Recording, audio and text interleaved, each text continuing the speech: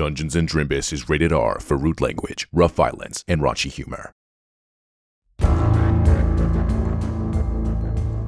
I do declare, here's what happened previously on Dungeons & Drimbus. The attorneys gather up for yet another rehearsal. Monique and Cheerio head off to acquire jobs at the security company, and the rest of the team head off to the theater to secure technical positions. After a number of trials, Barbara secures set designer, Viper becomes the costume designer, and Kit becomes the props master. Thomas faces some difficulties in the rehearsal for the day, but ultimately prevails with a little bit of Jessica's help and some sabotage on Ryan. They collect their pay and head home for the day, where they receive a message on the iMail from none other than Gary himself. I do declare, Your Honor is back in session.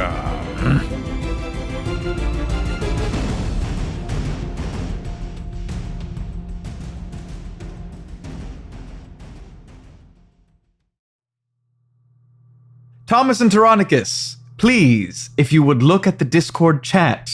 You are in the middle of a scene. Please give me some performance rolls, baby. 17. Not natural 20. Whoa. Word. Please, give me some good performances. Again? What, Dad? How many times do I gotta tell you to give up this painting shit? We were just going to... You were just nothing! Berg knocks down the easel. Dad! What? Hey! What do you think you're doing? Julia? Ooh, you got your little girlfriend to defend you? James can defend himself, thank you very much. Oh, yeah? Berg raises a paw. James cowers. Julia grabs Berg's wrists. But he shouldn't have to defend himself from family. What do you know about family? Living up there on your hill, growing old and weak. No wonder my son likes you so much. You're a bunch of pussies! James is stronger than you think. Oh, yeah? Yeah, and so am I. Prove it. Keep pushing me and I just might. Oh, I'd like to see that. James shoves Berg to the ground. Would you cut it out? Why are you always putting up this tough guy bullshit? Who are you trying to prove yourself to? Everyone around you has done nothing but love you. Grandpa loved you. Mom loved you. I fucking love you. You ginormous asshat. And all you do is spew hate and anger. You hate your loved ones into the grave? Why? Fucking answer me! James goes toward Berg. Julia holds him back. James. No! I want an answer! Why do you insist on hating me? Am I just the only idiot left who still bothers trying to love you? Do you just want me gone? I'm gonna scrub the dog. Better clean this shit up before I get back. Berg exits. James collapses into Julia's arms with a cry of frustration. It's okay. It's okay. Ugh, why does he have to be like this? I don't know. What did I do to him? What did anyone ever do to him? I don't know. I mean, fine. If he wants to be miserable, that's fine. But why does he have to make everyone suffer alongside him? I just want to live. And you will. No. He's never gonna change. He'll die angry. Maybe. But something's gonna change. I promise you that. Okay, very good. It looks like Tommy is occupied at the moment, so why don't... 1 minute, my God! Okay, Tommy have 2 brain part. I can do big observe and little converse. Relax. And you see Tommy turns away from Cynthia in her blue scrubs, who he was talking to throughout the scene. Everybody, you are doing a fabulous job, okay? Now remember, we have opening night this Sunday, okay? That in 2 more sleeps and it's time. So breathe the play, read the play, do love on the play, eat a little lunch with the play. Tomorrow we do dress rehearse. Trip, how are the tech coming? You see, he looks to Trip, who then glances at Richard sharply. Yes, it is going. Great. Yes, Viper, Kit, Barbara. Yes, we're making tremendous progress. We should be ready for the dress rehearsal. Oh, yeah. Please give me rolls for the work that you have been doing throughout the week. Okay. 16 for sleight of hand. My sleight of hand is a 27. God damn. So, what I've been working on is incorporating poison into certain props within the show that needs an activation factor. So, it's harmless to the actors utilizing it until something is added to it, which then makes it paralyzing, but we will pass it off as fatal. I've also added jewelry to all of the costumes that have secret compartments with tiny knives that are laced with poison as well. But basically what I will report is as follows. We have made tremendous progress in painting the set, the colors that were discussed previously. I think that they were great choices. We've also utilized jewelry into all of the costumes. The props are coming along swimmingly. We only have just a bit of work to do. And we have all of the costume changes written down, and we have the people planned to make those changes when they occur. Wonderful. Kit? Yeah, we made the mini hex chest arts. Those are really good. We also did a lot of the fishing gear and the marina stuff. We actually got a little, the canoe, it comes out on a track and then it goes back. I really like that one. Oh, and the trap door has been built. Right, and so I made this, and he pulls out like a giant trout, and he says, this is actually going to be inside the trapdoor, and there's a magnetic end on the lure, so when he fishes into the trapdoor, he can pull the fish out. I think it's pretty neat, if you ask me. It's very neat, Mr. Very Herrera. entrepreneurial. Absolutely. But Barbara? Sure. Well, I mean, for us to know is more so that the trapdoor is going to be for our benefit when we ideally, hopefully, capture whoever we need to capture to get information from. But for the cast and crew and, us people to know. No, yeah, what everyone just said, everything's been going super well. I think everything looks fabulous. I guess I was going to ask if we wanted to confirm the trapdoor, but I think we like it where it is. Tommy, we don't need to move it, right? Like, you like where it is. It's going to be with the fish, and, it's going to look really good. I like it. It builds the illusion of the theater, and you have the little fabric that look like the water. It's pretty cool. Mm-hmm. Yeah, okay, then perfect. Yeah, then, I think we should be good to go for Sunday. I'm really excited. I don't know about you all, but I think it's going to be great. Okay, perfect. So tomorrow we do last rehearse before very special, super important VIP preview show. It'd be great. Don't worry. You are called at 6 in the time afternoon, okay? So do not be late. And this is good time to do anything you want to be finished before showtime, okay? Okay. Enjoy the day off. Okay. Thank you. Okay, thank you, All right, Tommy. goodbye, everybody. Bye, Tommy. Thank you. And you see Cindy, who is actually seated next to Tommy, the opposite side of Jessica, in her scrubs, waves and says, see you all Sunday. You too. Jessica has kind of like kept her head down a bit during rehearsal with Cindy present and just goes, yeah. Okay. On the way out, she goes, oh, Mr. Phelps, it's such a treat that I got to come to rehearsal today. You're making interesting choices, and I love watching them. Oh. Shut up.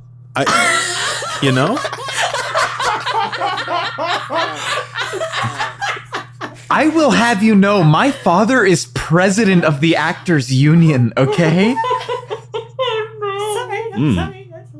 I see. You think I can't pull some strings here? Well, you couldn't pull strings to get your boyfriend in, could you? I had to beat him fair and square. Ooh, wee. Oh, no.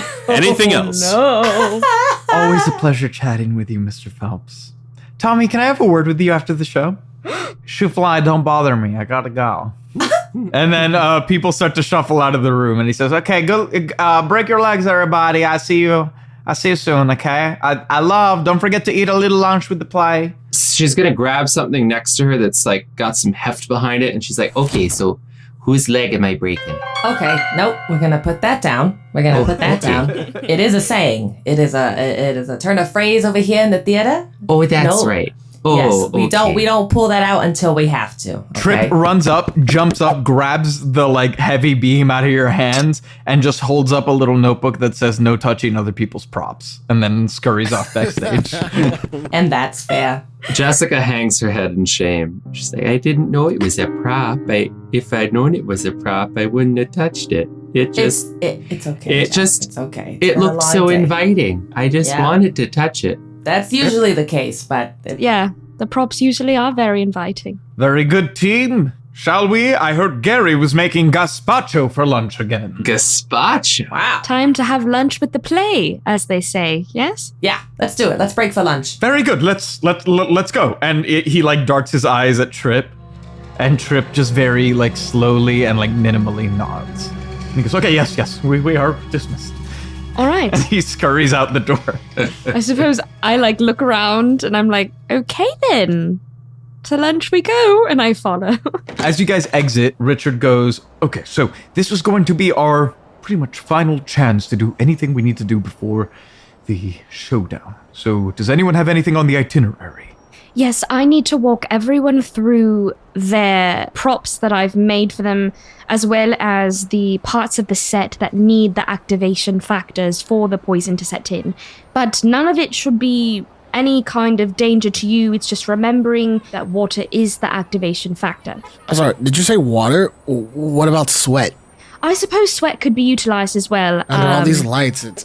Tommy, I'm Tom, Mr. Daddy, Mr. Phelps, Thomas, do you, can you sweat? Can I sweat? Yeah. You know, now that you mention it, I don't think so. If need be, I can have tiny vials of water in each of the pockets of the costumes. That'd be a good Yeah, idea. that or I we mean, just start spitting on him. I mean, either one. I You mean, guys- spitting two could work different as well, I options, suppose. I really. mean, I could spit on you, or also like we have a lot of scenes together, so if you want to like wipe it on the sweat on my skin, Right. we could do that.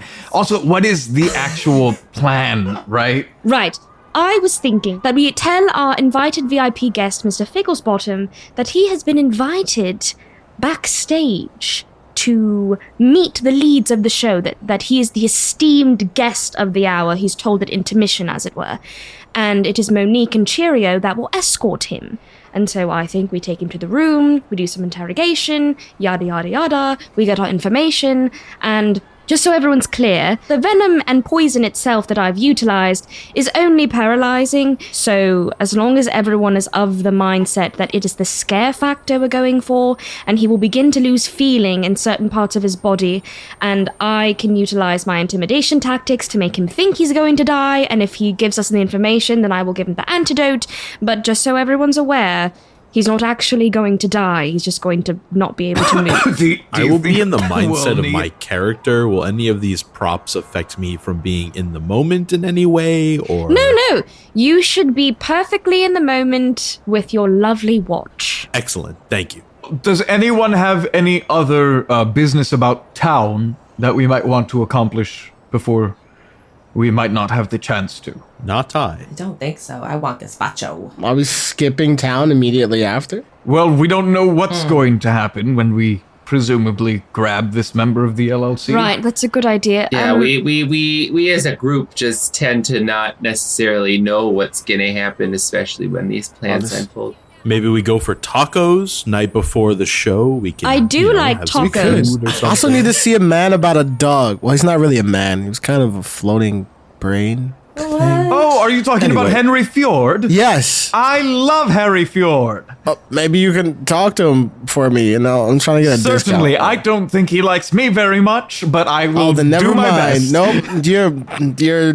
Thank you. I think I can hold up my own thing. Do any of my magically inclined friends present, does anyone have Zone of Truth at their disposal? If not, do we know how much spell scrolls go for these days? Well, I mean, my guess would be a spell scroll is gonna be pretty expensive, not gonna lie there. Right. Is my But let thought me as flip well. through my book here and see if I've got anything. Oh, look. There are Monique and Cheerio now, just outside Until Dawn Pond. Wow, time really flies when I'm strolling with all of you. And how does their emotional state appear? They look exhausted. They are in like kind of like mall cop uniform, like gray button up with the little black ties and the black slacks. And you see they are just sweating and like sitting on the stump outside sharing some water. And Monique looks up and she goes, "Oh, hey Teronicus. Hey y'all. How you guys doing?"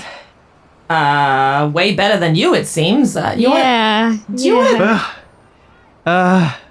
Good news. We got a sign to usher the event.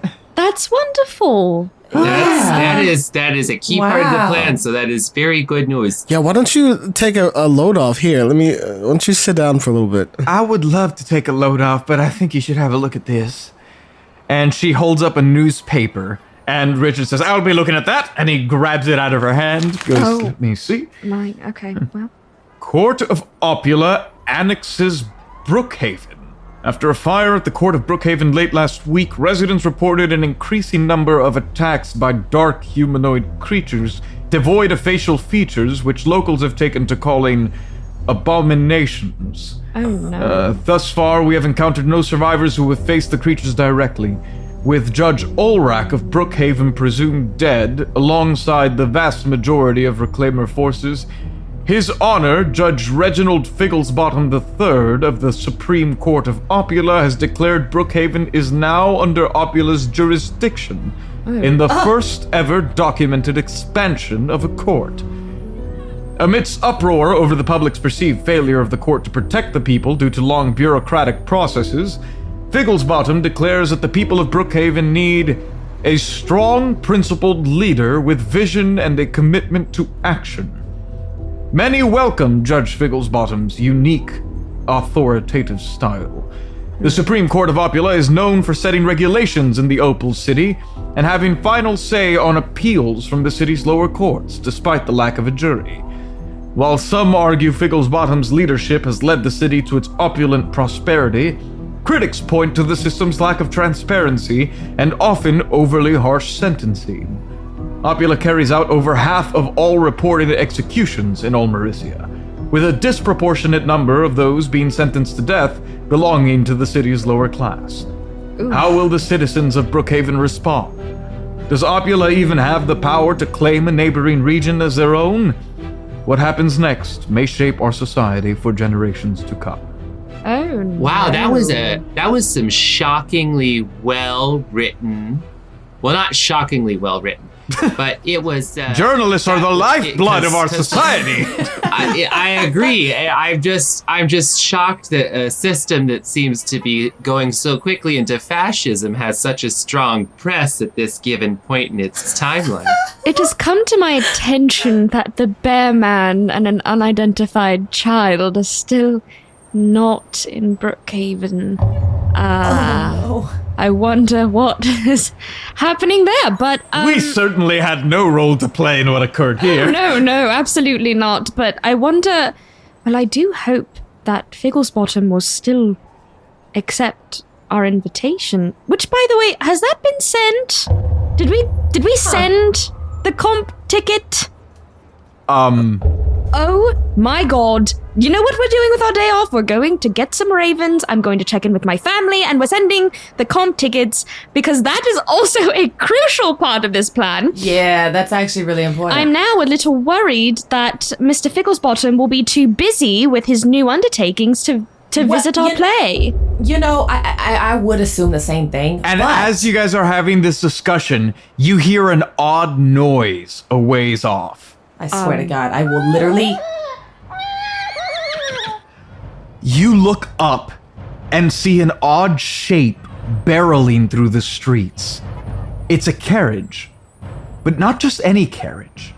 A carriage led by 5 horses. Oh God, here we go. But the 2 at the front, their manes are ablaze. Oh no. One yellow, one blue. Oh. Their eyes are glowing and they're floating. But they're not just any horses. That's Tony and Popcorn pulling a wagon with 2 people in it. What the fuck is happening? Oh my God. My horse. What? You see Grisabeth, Gary's wife, and beside her, is a creature you're not sure you recognize. It is dark and strong and grayish green. It has a clawed hand, not unlike the abominations you've seen before. But the closer it comes, the more you realize that has to be Gary. And that means nothing to me because I've never seen him before. So, well, they look pretty cool. That's interesting. Gary, you have just arrived in your carriage, pulled by Meg, the flaming Tony and popcorn, in your carriage with Grisabeth. And as you arrive at Until Dawn Pawn in Opula, you see a group of people out front of the pawn shop. You see a Warforge that you don't recognize. You see Jessica Feltcher. You see Thomas Phelps. You see Teronicus. And you see a Medusa, along with two doppelgangers, these gray kind of humanoid featureless things, and Monique Valentine. And they all walk into a bar. Oh, and also a man in a blue suit that kind of looks like Thomas, but older. That's weird because I see a piece of shit riding in on a horse. My horse, more specifically. I'm going to walk into Until Dawn Pawn and lock the door. No, it's... Oh my god, oh my god, oh my god. I lean into Jessica and I say, Am I supposed to know the significance of this person's arrival? It seems Thomas is very emotional. Is this... Wait, why is that one horse in the front... Why is her ass so large? What is going on here? Gary brings the carriage to a screeching halt, shields Grisabeth, and goes, Teronicus, do you want to explain what the fuck's going on here? What are you talking about? What did I do? Why is she here? And he readies the spell. Hold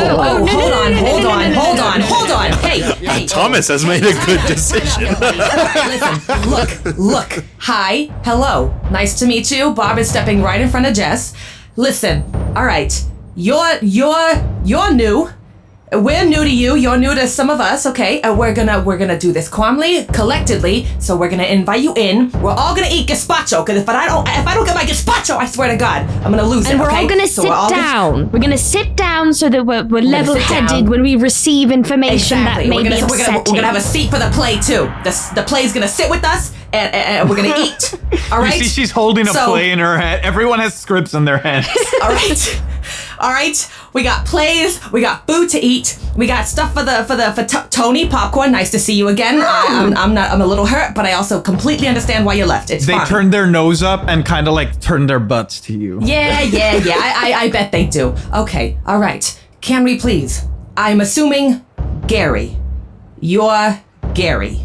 That has to be you, and so that means her. Context clues, everyone. I'm really good at this. Yes, you're doing wonderfully. Great. Thank you. I will say I did a lot. I had to do a lot of work on these people beforehand, so it's only fair that I know them. And then so that has to be your lovely wife. Hi, Grisabeth. Hello. That's not Gary. That's not that, is it? No, it's not. Hi, though. I get it. Oh, I get it a lot. It's actually really sad. But anyway, sorry to just... It was really sad. It was. And you're saying you know all about that. Yeah, I do, actually. Yeah. You might want to get off the carriage so that we can sit and... Oh, hi, Viper. You don't know me. I work with Teronicus. We're co-workers, as it were. I'm kind of involved now. But I know a lot about what's going on, and I know... But you're not involved in that way, are you? No. Why don't we go inside, away from everyone, and we can talk this Just out. to be clear, Teronicus and I are involved in that way. Yes, but they're not very in the way involved. that they are involved? Yes. What I meant was that I'm involved in the whole operation, and I'm part of the group now. No.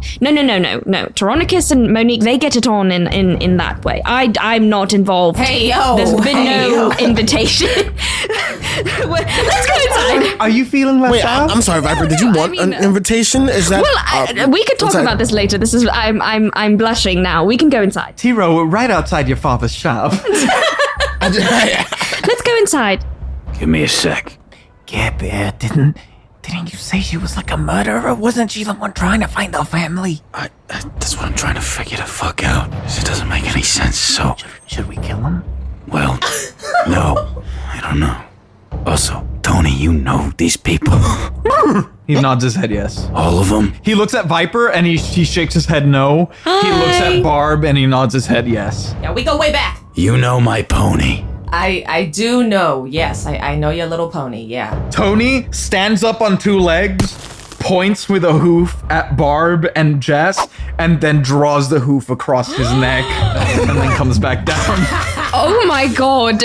I think we should get into a neutral zone. Let's go inside, have some No, it's food. okay. It's okay. It's more than fair, Tony. All right. I do deserve that. All right. I know. Quiet, it's okay. all of you. Give me a sec. Need to talk to my wife. That's another second. That's another second for you, just so you're adding it up, okay? Gary, just ignore them, okay? You and me. It's just you. Yeah, step in the back of the carriage. Okay, let's get in the back of the carriage. Isn't he supposed to be a goblin? He doesn't look like one. I'm really confused. Yeah, but last time we talked to him, wasn't he going through something anyway? Oh, didn't he say he was gonna get work done? Didn't he say he wanted to get something? Well, not like that, but you know what I mean. He wanted I something. assumed he was dying, not that he was getting plastic surgery. No, okay, yeah, but maybe he had to get something done to not die, If there's a magical plastic surgeon, I need to tell my stepmom. She's been looking for one. So Of course, there's magical plastic surgeons. We have polymorph. But don't go to the one that he went to because it looks kind of rough. I'm not gonna lie. whatever makes him happy, right? Sure, but but also the hand. All right, whatever. Go talk to. Okay. Listen. Yeah. I'm gonna talk this out, but I need you, Tony, and Popcorn and Megan the second something goes wrong. Or if I'm in there for too long, just book it and I'll find you. Yeah, the okay? horses are they're still hitched up to the carriage, but they have also crawled inside the carriage with you guys. Yeah, we've all football huddled, arms over each other's shoulders. Anyway, that's the game plan. Any questions? Tony puts a hoof into the middle of the huddle. Yes. Is that go team hoof or a question? Yeah, popcorn puts a hoof into the middle of the huddle too. Okay. All right. Megan extends her very long tongue into the huddle. Oh, God. Okay, I put a hand in and I look at Grizz. She puts a hand in. All right. Go Globbermees. Go Globbermees. All right. I will step out of the carriage. We will entertain your gazpacho offer. I've heard it's very good gazpacho, so I'm glad that you are entertaining it. Bob is gonna go and try and open the door to kind of let everyone inside. Is it still locked? Well, he didn't say locked, he only said barricaded, right? Thomas, what are you doing? Hey! La la la. Barricading the door, no one can get in. Hold on, but I don't know why he's trying to barricade. The door opens the outside way, and Jessica just turns the knob and swings the door open. There you go. Just a bunch of shit falls out of the store. Hey, I worked hard on that. Okay, and Bob is gonna start carrying stuff and putting it back wherever she thinks it goes. Oh, hey, sorry, I got left behind. I got distracted by some ice cream. Oh my God! Mr. Gary, so good to see you! And you see Kit coming towards you. His bottom half is tentacles now. A lot has happened. So much has gone wrong. Like I said, you may want to sit down. There's going to be a lot of information that may be I'm a not little sitting surprising. down. What did you do to him? Oh, hey, we found him. We didn't do that. We'll explain over gazpacho. Just get It inside. was just a former colleague of theirs that killed me multiple times and But brought me they're back no to longer life. colleagues. Hey. All right. That's So, get it. okay. Please get inside. Please get inside. Everyone, please. Excuse me. I would like to speak with the individual formerly known as Gary. Okay. Do you want the room? I mean, we're on the sidewalk, nephew. Why? I thought we were inside already. No, you opened the door. Don't. I'm trying to get everyone to come inside. Can we all just please come inside? Yeah, why don't you all go inside and I'll just talk to this guy out here. Okay. Grisabeth is in the carriage and she narrows her eyes at Tiro and says, You weren't gonna give us a cruise at all, were you? I could have given you a cruise, but you guys ran away. Okay, everybody ushers inside except for Thomas, Grisabeth, Gary, and the horses. Popcorn looks at you longingly, Thomas. Can I call Popcorn over? He's hitched, and so he looks at you, and he looks at Tony, and Tony shakes his head no, but not like aggressively. He's kind of like, he holds a hoof out to be like, wait a second. And Popcorn like kind of depresses a little bit and just like averts his eyes from you. Jessa is just gonna like pop like a little squat, a little sit on like the windowsill. Everybody smushed against the glass, cheeks pressed against the pane. Well, you're inside, Jessica, so you can't hear anything. Jessica's lip reading. Hello. Oh, is this fucking cadaver speaking to me? Hello? Wow, I can't believe it. You're even uglier and stupider from the last time I saw you. You know, as much as you disgust me, you're the only one that I trust the most out of this bunch, so can you fill the guy in? Jessica, not knowing what's going on at that very moment, just kind of waves and smiles. And why, after this amount of time, after you attacked me, after I lent my friendship and you shoved it aside, why on earth would I bother letting you in here? When I attacked you? You lit a bonfire under my horse. Yeah. And threatened me. Yeah, well, you kind of put my family in danger. So. We were trying to help you. Really? Weren't we your family too, Gary? Weren't we meant to be protected too? No.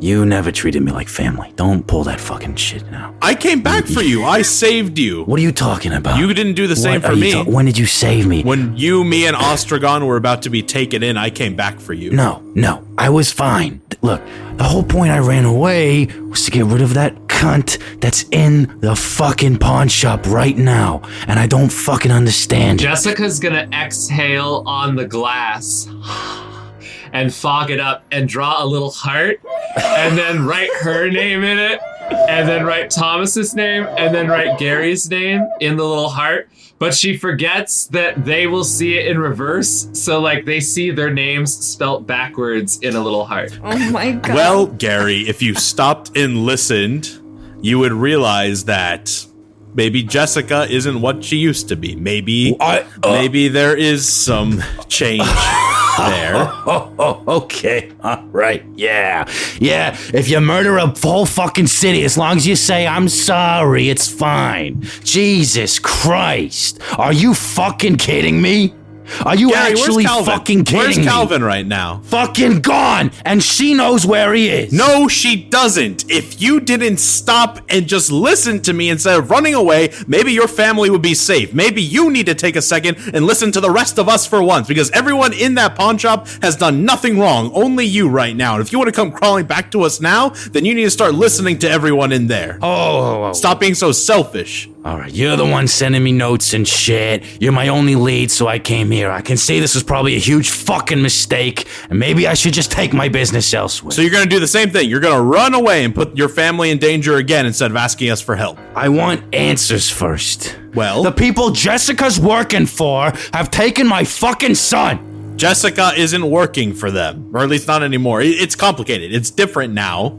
Just relax. Okay, good. Maybe she can help me find them. When it comes to justice, Gary, true justice, not everything is so black and white as I've learned. Sometimes you need to hear people out and give them a shot. It's very difficult for me to say that, but it's true. While this is going on, we see their arms flailing and like their mouths moving, but since we can't hear it, Teronicus just starts like narrating like bullshit coming out of their mouth. Who do you want to narrate as? Teronicus. Who do you want to? Can I be Gary? Can I be the Gary one? I'll be okay, go. You start. You, Gary, you're a doo-doo head. And I'm a doo-doo head. Well, if I'm a doo-doo head, that makes you a big wiener face. That's what that does. Well, if I'm a big wiener face, that makes you a double wiener face.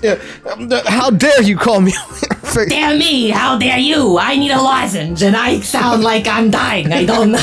You do sound pretty bad, and I need to put more lotion on my bones because I never walk around and I'm never moisturized and always have you. You guys are like, these are such good impressions. It feels like I'm like being transported outside. You see, this is why I wanted to do the whole the Jessica Feltcher impression contest. I think it's only fair that everyone gets a true shot because listen, I've been having to watch all of you for a while. Yeah, you're actually really good at this, Barb. Maybe you should have auditioned for the play. You know, it actually probably would have been safer if someone that wasn't Jessica was doing the Jessica Feltcher impression, because... And we cut back outside. So what if I'm asking you still a wiener face? I'm not a wiener face. Just listen, Gary. Stupid doo-doo head. God. I love you guys. Oh, man. We were friends. I loved you. Jessica, believe it or not, loved you too. Doesn't that mean anything? Don't be fucking throwing the love word around. I think I did in some way. Not like romantically. I don't want to fuck you or anything, but like... Don't you mean bone you? Not even now? Look at him, baby. No. Those long fingers are good for something, I can tell you Gary that. throws a snowball at the window. No! that weekend in the filing room means nothing now. Maybe if you open your heart, we can help you get Calvin back? Yeah, I just want to figure out what the fuck's going on. I didn't say I'm going to help anybody. It's just really confusing to see you working with a fucking mass murderer, natural-born killer. Yeah. Well, I believe she's different, Gary. I believe all of us in some way have changed and we're all different and have learned new things. And I think you have that opportunity too. And you could help us and we could help you. We could help you find your son. Yes, 3 cheers for character arcs. Now, why don't we just... Yeah, let's just go inside. Why don't you say sorry first and then we'll move on from there? A snowball hits you in the face, Thomas, and she says, "What the fuck does my husband have to apologize for, huh? You get your little bony ass. You get your little bony ass inside that pawn shop, and you are going to explain to Mr. Gary Mogbile what is going on here, okay?" You're all the same. Why don't we all sit down and fill me in? And fill you up with the gazpacho. Here you go.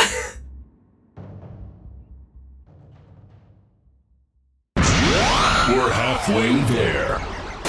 This is the halftime ad with Daddy G. Hello, everyone, and welcome back to the halftime ad. Back on air, featuring the smooth, velvety tones of Daddy G, filling in for my son, Nicky B, while we all await his miraculous recovery from the brink of death. In all seriousness, the past few ads have been pretty rough on me, but I now know what Nicky would have wanted. He wouldn't want us to leave his project half completed. He wouldn't want you, loyal listeners, wandering about half-informed about what's going on in the world of Dungeons & Drimbus. No! Nicky B always committed to everything fully, even if he only ever made it halfway. And so, with only 2 more episodes left in Act 3 of Your Honor, we are opening up the halftime zone to you, our listeners. In fact, I believe we have our first caller now. Hello, caller number 1. Who are you and where are you from? Hi, my name's Steffa, and I'm half a block away. Weird. Sorry, is your name Stephanie? No, it's Steffa. It's like Stephanie, but only like half of it. Ah, okay, Steffa. What have you brought in today for the listeners of Dungeons & Drimbus? So I am so excited to talk about I Seduce the Dragon. Do you like jokes, by the way? Yes. Okay, are you ready? Yeah. Okay. A rocket scientist, a cowgirl, a porn star, and a mom walk into a dungeon. Uh-huh. And those are just the players.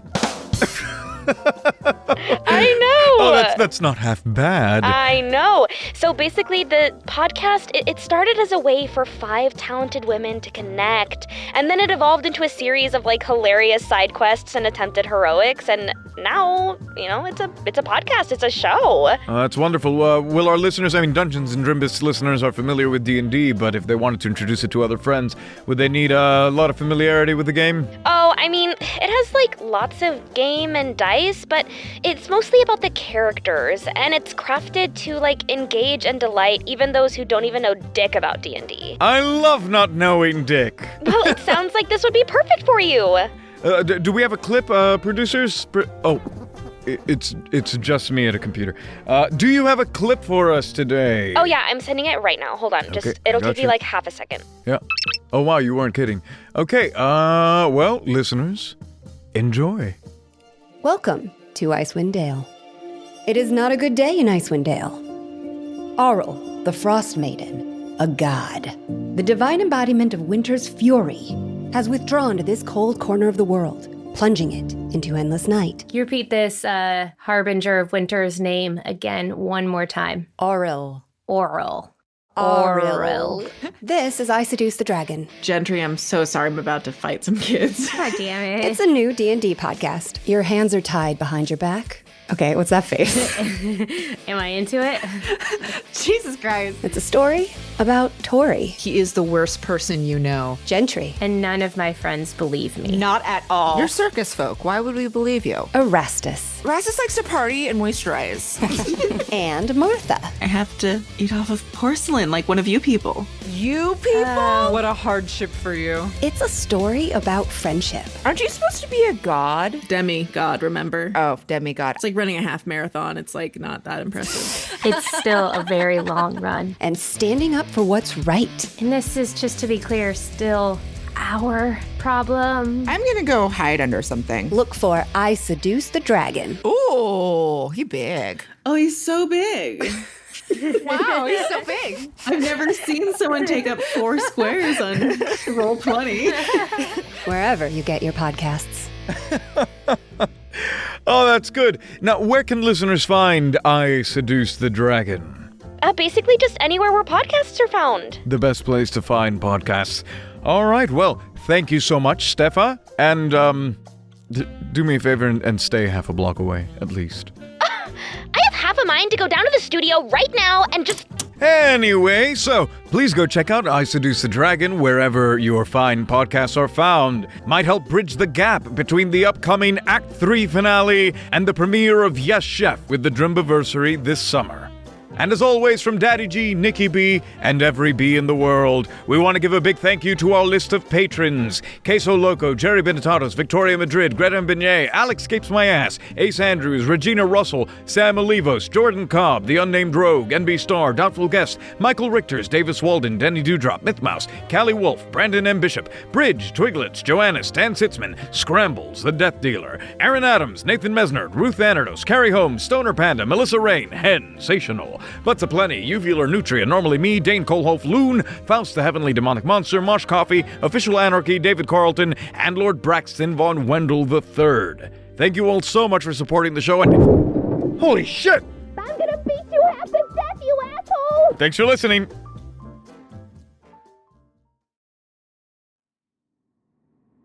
Why don't let's play a little game, right? Well, let's eat some gazpacho, but we're gonna have the talking pillow, right?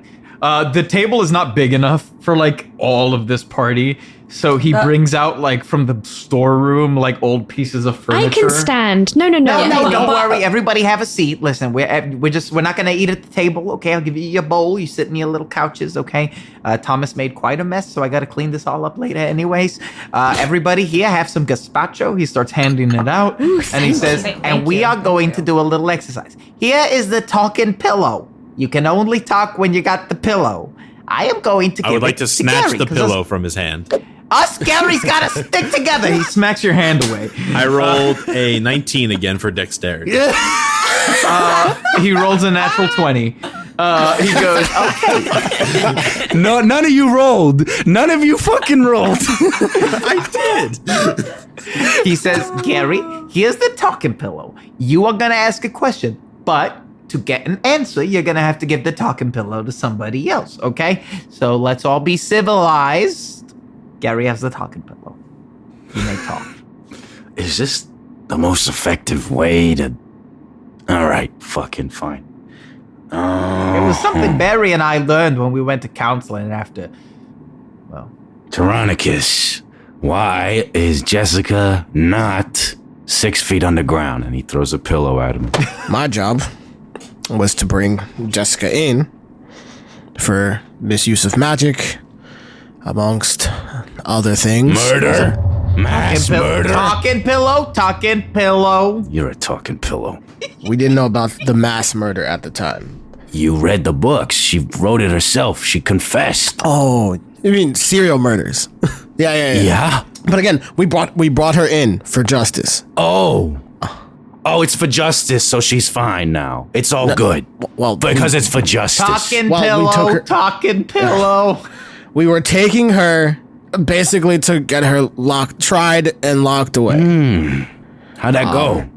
Because I'm still looking at her. If you would like to ask another question, you may politely raise your hand for the talking pillow, like I see Thomas has done in the corner over there. Through the trial, we've found that these two have had a bit of a epiphany, change of heart. Oh, a change of heart. Oh, little fucking Jessica Feltcher. Talking pillow. You have the ability to go through people's minds, trust me. And so right now they are on trial basis parole where they have to prove that they've actually turned a new leaf. And if they don't, they'll die on the spot. We see Thomas has had his hand raised for a while for the pillow. Barb has been raising her hand and getting slapped down by Thomas. And Monique also raises a hand.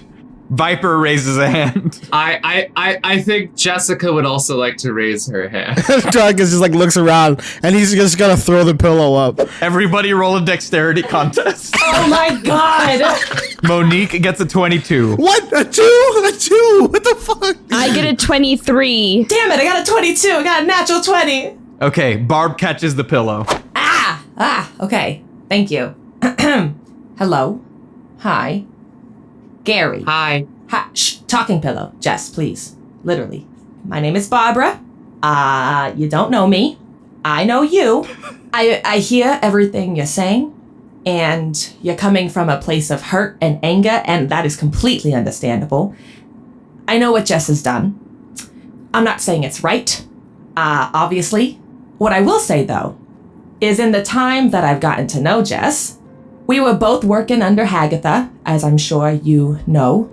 And I don't know, Jess got me to see some sort of light, if you could. I know that's hard to believe, but I was the one that did a lot of the killings. I did a lot of the murdering, and Jess was the one to help me kind of try to push past it, even though I did continue to kill. And I know that's not great. But all that's to say is that I think the influence of other forces, aka Haggy and that whole gang, you know, we didn't see it as a bad thing. We saw it as just doing our jobs until I know. Oh my! I know. I'm aware of that now. But I couldn't see it then because that all I knew was her. All I knew was Haggy. And that's all Jess knew. All Jess knew was hurt and heartache and pain. And I'm not. Everyone here knows that. Everyone here knows what that feels like. But when your top dog is, giving you orders and that's all you know to be true, then of course that's all I'm gonna do. That's all I'm gonna know how to do. Okay. So, but that's to say, Jess came in and she showed me something else, and we got into a lot of trouble. A lot of it was my fault, but we made it here, and then we met Viper, and then Viper kidnapped us, but we got tried. Okay. We got tried. We were on trial for a bit. I didn't even want to be here. I fully understood. If I didn't make it out of there, more than fair. I deserved it. I don't deserve to be here in front of you, sitting in front of you right now. All right? I don't. I'm sure Jess doesn't. I'm sure none of us do. We've all made mistakes. I know killing is a very bad mistake, but we've all done it, okay? And I know you've done it too. I have no doubt in my mind. I'm sure you had to, and I know you're going to have the opportunity to probably kill someone who took your son. Compare myself to the worthless sub-creature that you are. If you had the opportunity to save your son and what it took was to kill someone, would you do it? And whose son were you saving? I know, there's a difference, but I'm asking you a damn question, Gary. And we all know the answer. You don't have to say it. We know the answer. That's your son, of course. He looks at Teronicus like real fucked up system of justice you've got going on here. Wait, since you asked him a question, does that mean he needs the talking pillow now? Yes, you are the last person that should be fucking talking right now! Talking pillow. Teronicus is gonna yank the pillow back. Look, all this can be solved very easily. Richard raises his hand. Put your hand down, Richard. Who is Richard? Gary, look, this is how we can solve this, right? And then Teronicus turns to Jessica. Jessica, may I cast a spell on you? Jessica looks around, unsure if she can speak, so she just kind of gives a thumbs up. Teronicus is going to snap his fingers. He's going to cast suggestion on Jessica, and he's going to suggest that she speaks the truth. Teronicus, please roll a d20 for me. Oh, God, I forgot about that. 7. Okay, please roll a d100. Oh, God. 21. You say speak the truth, and a potion of greater healing just appears in your lap. Nice. Hell yeah. Nice. Threw it away. And then I'm going to throw the pillow to Gary, and I'm like, ask away. I want to ask you why the fuck she's alive and not hung or dead or in jail. Again, she is on trial. 1 second. We have to give the pillow to Teron. Wait. We have to give the pillow to Barry for him to respond. Gary grabs the pillow and then politely puts it into Thomas's lap. Take it. You've been very good, Thomas. Please be nice. Wait, I have the pillow? Yes. Oh my God. I've waited so long for this moment.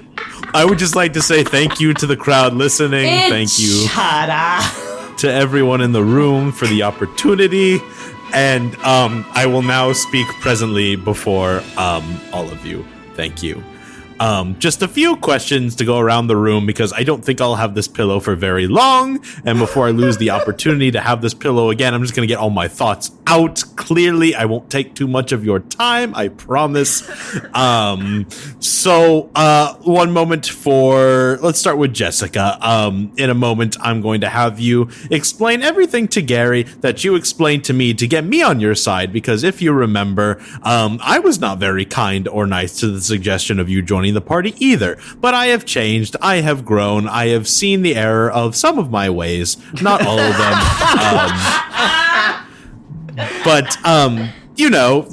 I would like you to give your firsthand story to Gary in a moment. Secondly, is Kit in the room? Yeah. Oh, yes, I see you, Kit. I see you. In a moment, you will also have the pillow. I'd like you to explain to Gary exactly what Jessica means to you, and how you've come to grow your friendship with Jessica. And then thirdly, to Gary. Gary, you said you trusted me. I hope that's true. But in order to ask for trust, you have to earn trust as well. So I would like you to sit and listen to everyone's stories here and be kind and be open to everyone. I am not very fond of you right now, but if you'd like some of these people to help you out in order to find your son, I need you to be willing and able to listen to justice right now and able to listen to sense. Okay? That's all I have to say. I'm going to give the pillow up to, let's start with Kit. Here you go, Kit. Richard just blinks and goes, God damn. And Kit takes the pillow and says, okay, hi everybody, my name is Kit Herrera. I'm an entrepreneur. Hi, Kit. Hi, Kit. I believe what was requested of me was that I say what Jessica means to me. Well, first, Jessica was an entrepreneur, and she helped me become that and discover my journey. And then when Twigs and I went on a vacation to become good buddies again, to kind of grow together as partners, we went to Island Libre. And then when all the creatures got out, I was abducted by one Michelle Croughton. I don't know if you've been keeping up with the news, Mr. Gary, but long story short, she killed me multiple times and kept bringing me back to life to do experiments on me, which is why I have these tentacles now. And he holds up a really thick leg tentacle. It was excruciatingly painful, and Twigs came to find me, and Twigs did not make it, unfortunately. But Miss Jessica and Miss Barbara were there to help him in his last moments, and they came to help me, and they got me out of there. And it's a little bit of a gray area because, to my understanding, they were there to help Michelle Croughton. And so, to be honest, I am still pretty angry at them about that. but at the same time, it seems they changed their mind, and Michelle Crichton is now dead.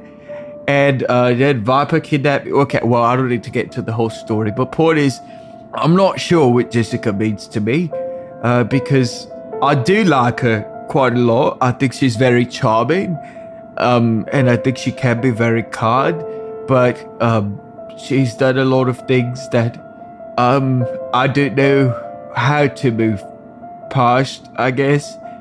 I know she didn't kill Twigs, but knowing why she was there does make me angry sometimes. Yeah. No, Twigs died because of her. Just to clear that up for you, in case you couldn't put the fucking pieces together. I don't appreciate You that. don't have the pillow, Gary. You said you would listen. All right, please, can we not do this, please? Point is, when we went to the moon, and we had to go through the trial. Yeah, we went to the moon. It's where we work. Sorry. Oh yeah, sorry. That's where Viper and Teronicus work. That's where I got kidnapped and interrogated. Wait, like in the sky? Yeah, like the moon in the sky. Yeah. So point is, I was up there and I got interrogated. To be honest, it was totally unpleasant. But also during the trial, I think we learned something really important, which is regardless of how I feel about Jessica, and I do think that she is genuinely sorry. I don't know if that's enough. I bet she's fucking sorry. I don't know if that's enough, but we do need her to save lives. Oh. And so at the end of the day, I think that is more important than whatever I feel.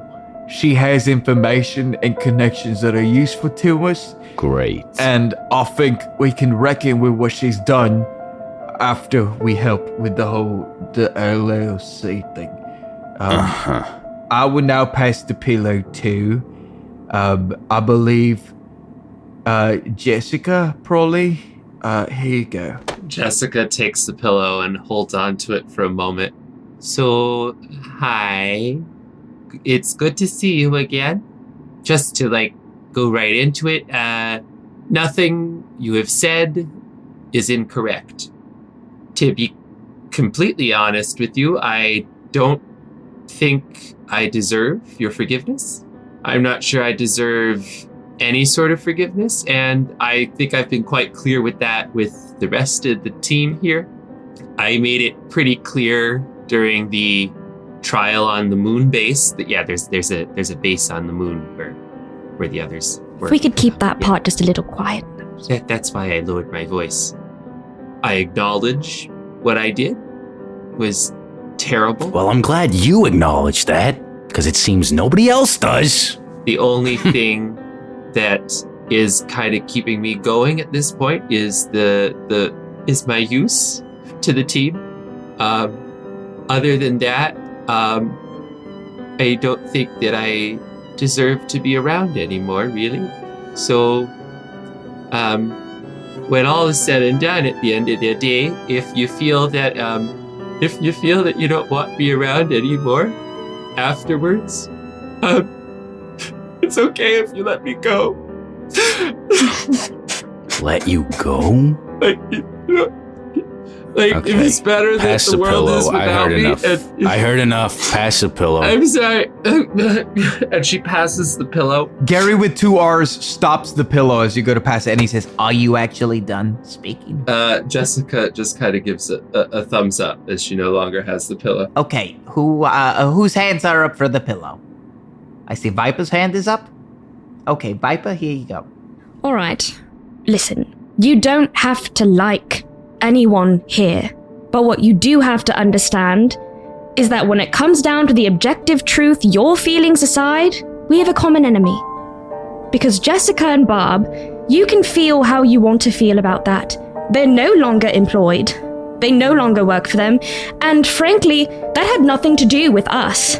They were already separated from her, which is why they got arrested in the first place. So, I know you have feelings. I'm not trying to say I know how you feel. I know you feel strongly, you don't think it's right. Whatever the fuck. They have chips in their brain that makes it so that if they continue to do bad things, their heads are gonna fucking explode. They don't need you to do that for them.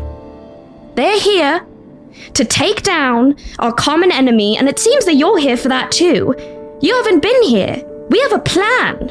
And if you want to be involved, I'm happy to involve you.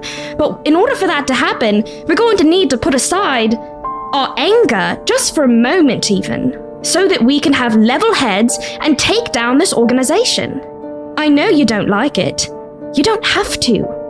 What you do have to understand is that having people that have been on the inside are an asset in taking down an organization. It doesn't mean that we all don't think that they did bad things. Of course they did. They know they did. But what is objectively more important is that they have necessary information that we need to utilize to take down the organization that gave them those evil orders. And they want to. And we want to. And I think you want to too. And they do literally have a chip in their head that will explode if they do bad things. So you may not trust them, but trust me, it works. So... Is that chip shit actually true? Yeah. You see Richard puts a hand to the back of his neck and just nods solemnly. Actually, if I remember correctly, it was about the staff, wasn't it? What? So, had you been there, you probably would have been on trial too. Look, this organization doesn't really trust most people, so it's not just them. There's about 3 or 4 people here that don't have chips in their heads. But Thomas is also rigged up, and Richard, Monique. So it's not just these two. Everyone there is basically on the same trial basis. So it's not really a matter of trust. It's really a matter of them gaining trust. We also have a hard deadline. We need to report back on the final day of the year with information about where the LLC will be meeting so that the LEP can help us mount an attack. If we do not provide such information, I believe both Jessica, Barbara, and Thomas will be terminated. Well, that's the first fucking good news I've heard today. Let me just ask the ELP. Say we do accomplish and root out the LLC and they help and everything's sunshine and rainbows again. What exactly are you gonna do with Jessica and Barbara here? I presume that they will go back to trial. Sorry, I don't want to interrupt, but I gotta know. Is the gazpacho okay? Oh, it's delicious. It's really good. Thank you. It's delicious. It's very good. It's great. Thank you. Did a bowl of gazpacho make it out to the carriage? Oh, no, that's not necessary. All right. There And you go. you see, Gary hasn't touched his gazpacho at all. Yeah. Oh, it's funny that we're having gazpacho in wintertime because it's a cold soup. So sorry. Did you not realize? It's hot gazpacho. Oh, hot gazpacho. I think I let it sit in my lap too long before starting. I'm sorry. Oh, it's okay. I'll warm it up for you. No, that's okay. And Jessica's gonna cast prestidigitation to warm 1 cubic foot of non-living material for an hour, and that's gonna be the gazpacho and make it the hot gazpacho. Maybe the Warforged you can reprogram or whatever, but Jessica, one good deed doesn't excuse the lives that are forever gone, lost. All right. Oh, yeah, no, all yeah, right, yeah. look. Yes. I fully expect to not live past the destruction of the LLC. Great. I hope that's what the ELP plans too. Yeah. LEP. Whatever. Fucking living learning company and Hey, that's my joke. That's my joke. Okay, so we thought of the same shit. Any other questions, queries, comments, concerns? What the fuck is wrong with all of you? There's a lot wrong with me, but I'm not sure we have enough time in this particular pillow session to get through that. I'm getting my son back, and hopefully I never have to see any of you again. So does that imply that you will be sticking around, or just? I have no other option right now. Oh, okay. Well, there you go. There's that. All right. Well, as someone who would still like to be your friend, I hope those options open up for you Hey. at some point, All right, let's not push. As let's not much as push. I would love to be another one of your fucking story novels, how you romanticize putting people into the afterlife, I'll pass. Well, Gary, on a lighter note, what did you get up to while you were gone? Anything fun? Oh, God. Richard, I don't know you. Wow, very astute of you, Gary. And you, I wish I never knew you. Look, we've told you everything that was going on with us. What has been going on with you? Why do you look different? Yeah, so the skin and all, yeah, my condition got pretty bad, and then I had to go through a whole shaman ceremony thing, and I got that out of me. But I'm forever, it's like I paused the disease. Okay, so you're not gonna, turn into one of those things and kill us in the middle of the night? I was worried that would happen, but no, I have stopped that. How did you escape the abominations? We tend to hide in the trees. Hey, we fought that first time. A little bit. They're tough, but, survival of the fittest, I guess. But you killed it? Do you mean you destroyed one? I think so. What? It seemed like it died. How strong are you? I mean, if he's like half of one, I'm sure that helps. Out of interest, like what kind of attack? How? I fought. Like What? sword? Am I magic? stuttering? Everything in the bag, whatever you got. It takes a lot. I get it. It's just by yourself. No. You and your wife. Well, she helps a little, but no, not alone. With the. But the horses? How? The horses did help a lot with one of them. Yeah, they're really strong now. It's cool. With one of them? No, but so can we stop dancing around? Like, tell us who the fuck was helping you? Just people that aren't around anymore. They help me, and the horses help me a lot with another one. And how many have you come into contact with, and how many have you taken out? It was either 2 or 3. Jesus. Can't remember. More than that. Jesus! There was one I ran from, yeah. Huh. Okay. There's a lot of them. Maybe we just haven't been fighting hard enough? I don't know. So who do they work for? Does anybody know? I don't know if it's the LLC at large or if it's more like Hagatha specific. Yeah, it's true. It's definitely tied to Haggy, though, because Michelle Crichton, it's a whole thing. The first one we ever saw was there was this funnel sort of situation on the island, and it all kind of like gathered this energy, these souls perhaps. That's where we saw one like kind of get created there.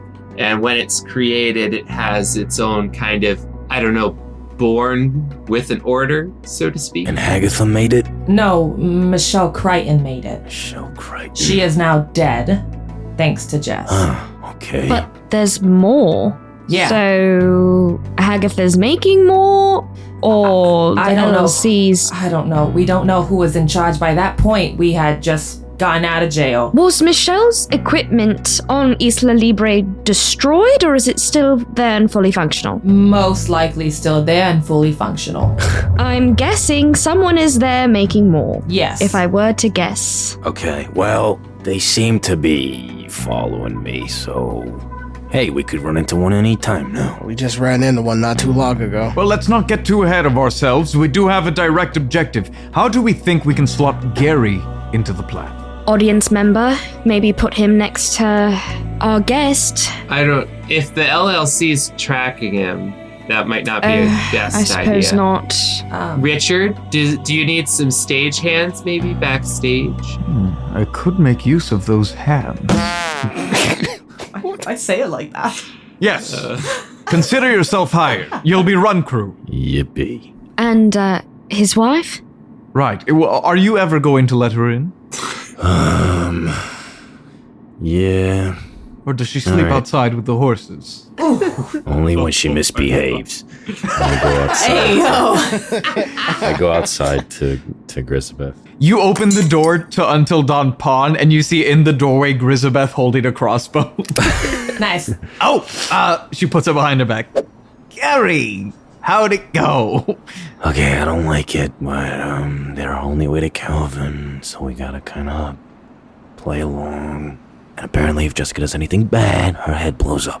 Okay. I don't get it either. They should have just off with their heads in the first place, but... Okay, Are we staying? What's the plan? Yeah, we're gonna stay, and they have a plan to... Richard puts a hand on your shoulder and says, "Hello, Grizzlebeth. How would you like to attend a VIP special preview of the new upcoming Opal Way show, Pocketful of Deadfish?" Is this another cruise situation?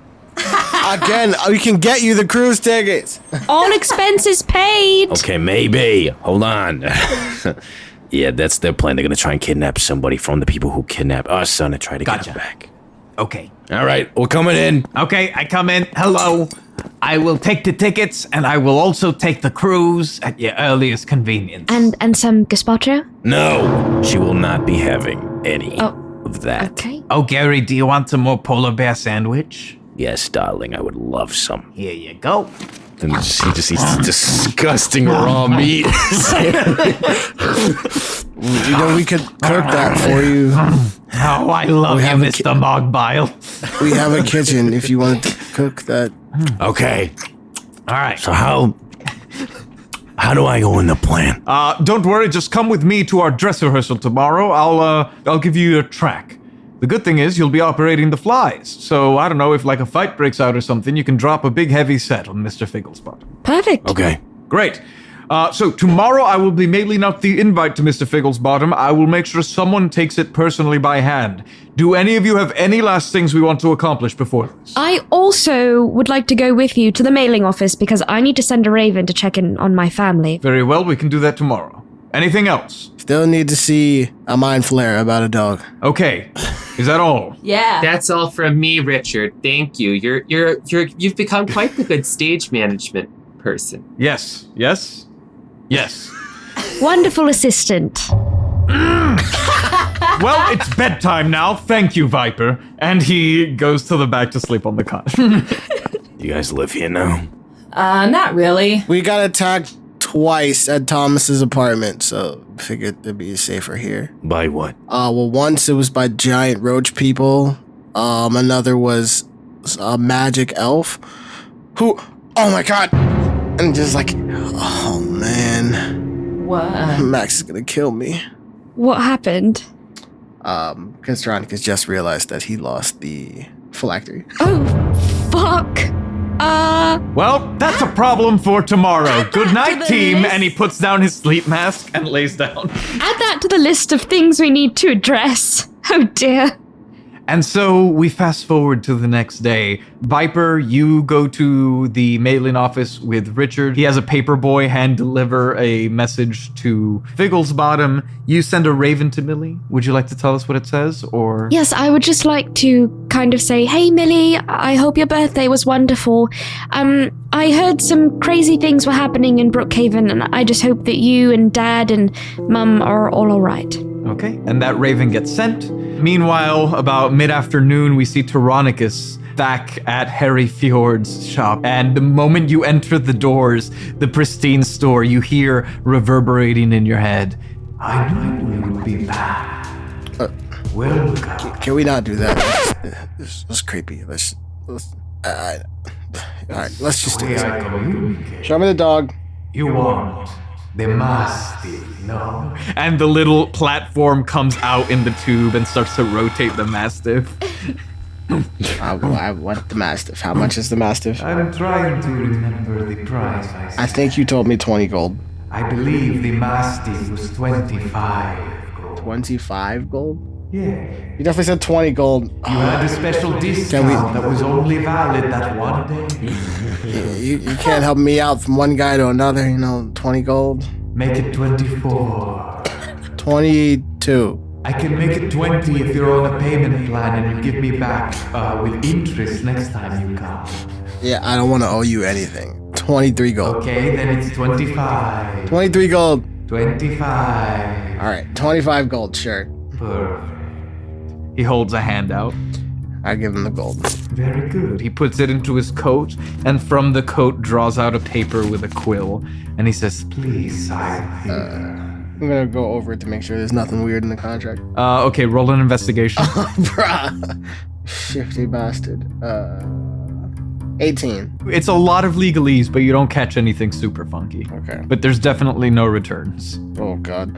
All right, I'll sign it. Very good. and he flicks like a long nailed finger, and you see the glass tube parts down the middle, and the dog goes,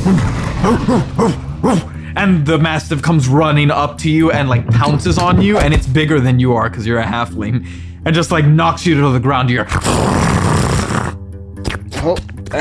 good boy, girl. What are you? You must name it. I must name it. I'm gonna name you. I'll name him the Dewdrop. Sure. Thank you for showing. And you see the mind flare like recedes into a dark corner of the store. All right, let's go, buddy. And yeah, Teronicus, you now finally have your Mastiff. Yes. Dewdrop. He comes with saddle and all, so you have him. Look up the stats for a Mastiff. You may use him for travel and for battle. Let's go. Amazing. But with that, the rest of you are arriving to your 6 p.m. call time at the theater. Actually, before you guys go to head out, as you're leaving until Dawn Pawn, Nacho has woken up in terrible condition, going, Oh, you're kidding. No. oh my God. You're kidding. I don't think... I don't feel good. And he tries to shift to look like Julia, and you see it's like this contorted, like half doppelganger, half human. He can't quite do it, and then like gives up and reverts back to doppelganger shape. Oh no. What do we do? Who's the understudy? No, we open in like a day. Wait, didn't you spawn a potion of greater healing while we were having that conversation? You know, you're absolutely right. And Teronicus pulls out the potion of greater healing and gives it to Nacho. I'm not injured. I'm just sick. Doesn't that fix sickness too? Sorry, God, we're gonna beat you at your own game, all right? Let me see. You regain 4d4 plus 4 hit points when you drink this potion. Oh. That's all I'm seeing. There are like potions that remove ailments. Yeah, it would be restoration potion. Okay, well, Victoria. Well, I did happen to write the script, so I just so happen to know the lines, and she tosses her hair. Oh dear. If the moment calls for it, I suppose I could take to the stage. The Pocket Full of Dead Fish, starring Jessica Feltcher herself. Okay, well, we can't say that. No, we can't say that. We can't say that. Okay, she's kind of... Her name's Victoria. Oh, yeah, Gary with one R, in case you didn't know, I'm going by an alias at the moment to keep things a little hush-hush. Victoria Madrid is my name in public right now. Oh, and in case you also didn't know, Gary with 2 R's is the father of Barry with, I'm not sure how many R's. I haven't seen it written out. It's got 2.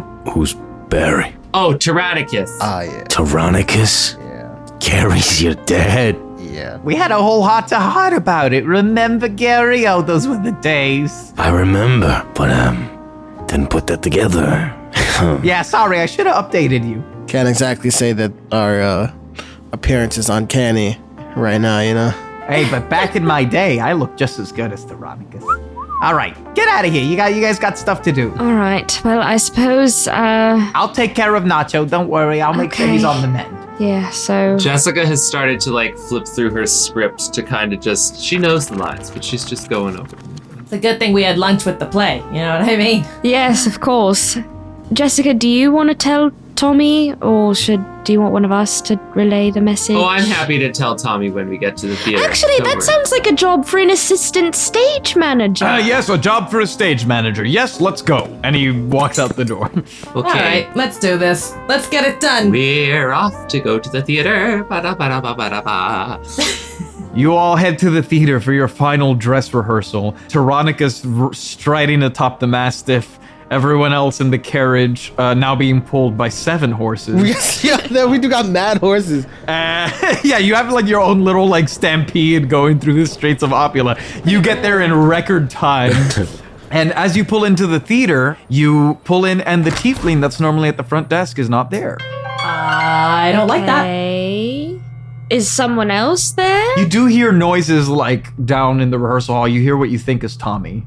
Okay. I don't like that neither. You know, business as usual. Let's All right, hold walk on. in. Hold on. I don't know. Now I got a weird feeling. God, I mean, yes, suck. of course, I do as well. I suppose just be on your guard, but let's not create a problem unless it's been presented to us. Fine. But Barb is gonna go in first. Okay, Barb, you open the doors and you see the rehearsal room. You see Tommy wear rat. You see Trip. However, you do not see the gibbering mouther. You do not see the other tiefling. Tommy looks at you and he goes, "There you are. I was thinking nobody gonna show up today." What? No, of course we're gonna. Where is Everybody's everyone? sick. Some kind of flu going around. Everybody got sick yesterday. They were coughing, but apparently they got worse. Tommy Wiseau. Speaking of that, Nacho's sick. What the hell? Why everybody getting sick? Victoria's ready to step in. This has crabapple written all over it. Okay, well, speaking of, listen everybody, we want to do big welcome upon our new understudy swing, okay? I have a special talk with somebody yesterday, and we got to do our opening night tomorrow, so we don't want nobody to get sick or pass away or anything. So please, do a big thank you to our returning guy, Mr. Ryan Crabapple! Yay! I do not clap. Jessica's gonna clap politely but hesitantly. And since this is kind of like a black box theater with the bleacher type seats, Ryan Crabapple steps out from behind one in a purple cloak and says, thank you, but... And he raises a hand and flashes the ring with the biggest purple diamond you've ever seen. He says, "It's Ryan Figglesbottom now." Huh? Wait. What?